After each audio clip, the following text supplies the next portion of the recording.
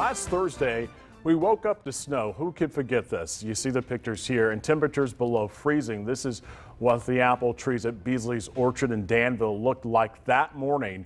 Owner Calvin Beasley was worried about crop damage when Angela talked with him last week.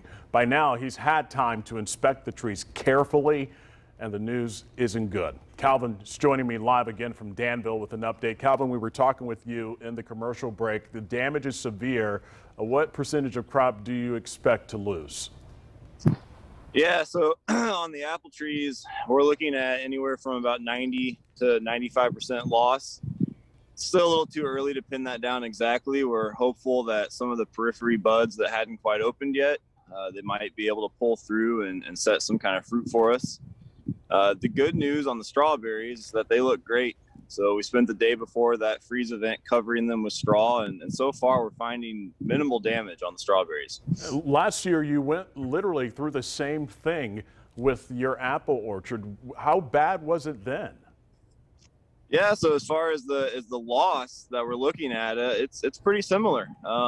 There's some parts of the orchard that actually look worse than they did last year, which I honestly didn't think was possible. I mean, you can ask, family and friends. I told everybody close to us that this would never happen again. And here we are a year later facing the same problem. And because of that, you're facing the same problem. You're going to have to turn to other states to bring in apples. How does that process work for folks who are out there thinking, okay, can that be done? Right. So, luckily we're pretty close to Michigan, which is one of the largest apple producing states in the country. And because of their proximity to Lake Michigan, they typically have a more moderate climate than we do, and they can make it through some of these events relatively unscathed. Same thing goes for some family farms that we do business with in northern Indiana. So, it's unfortunate, but we have a great network of family-owned orchards all over the Midwest that we work with, and that will allow us to still source high-quality fruit even when we have an event like this happen to us. Well, obviously, the weather can be very unpredictable. What do you think in this situation could have prevented this from happening a second time around? I know we talked with you last week, and, the area that you have was just too big to kind of encase everything in water, but do you think that would have helped?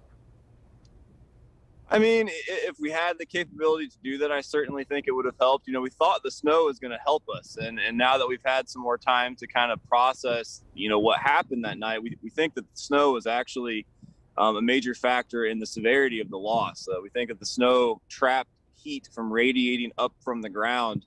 That heat coming off the ground would have probably raised the temperature in the orchard a few degrees.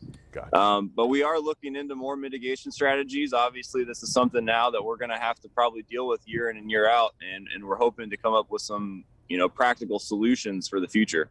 All right, Calvin Beasley with Beasley Orchard, we really do appreciate you taking the time again to talk with us this morning. Good luck to you guys, and I'm sure if there's anything else that we can do as a station and the community, just reach out and let us know, because we'll definitely be here to help our locals. Thank you. And if you'd like to check out Beasley's Orchard and see what all they have to offer, Jim, just head to our website, fox59.com/links.